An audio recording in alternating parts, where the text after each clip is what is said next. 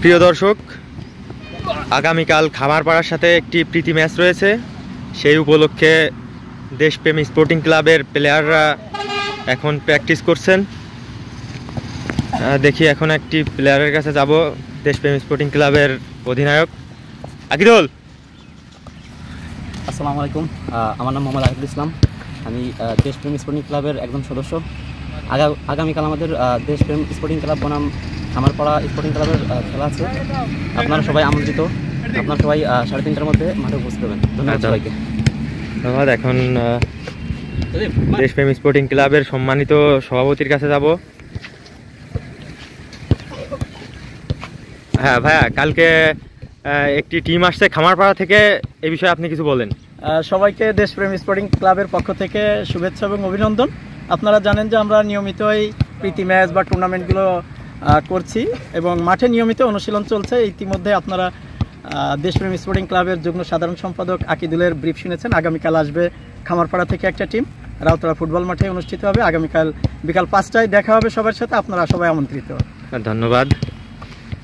এখন দেশপ্রেম স্পোর্টিং ক্লাবের আরেকজন গর্বিত প্লেয়ার সজিবুর রহমান জয়, তার কাছে যাব।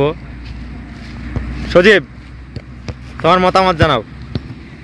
কালকে আমাদের মাঠে একটা অনেক বড় খেলা আছে, আপনারা সবাই আসবেন। খুব সুন্দর খেলা হবে, আপনাদের দাওয়াত রইল। ধন্যবাদ। দর্শক, আপনারা দেখছেন প্র্যাকটিস চলছে। কিছু সংখ্যক প্লেয়ার এসেছে, এখন মাত্র 4টা বাজে। আরও কিছু প্লেয়ার আসবে। যেহেতু আজকে বুধবার, সবাই ব্যস্ত। দেশপ্রেম স্পোর্টিং ক্লাবের একজন প্লেয়ার, কালকের খেলা নিয়ে তোমার কি কেমন ফিল হচ্ছে?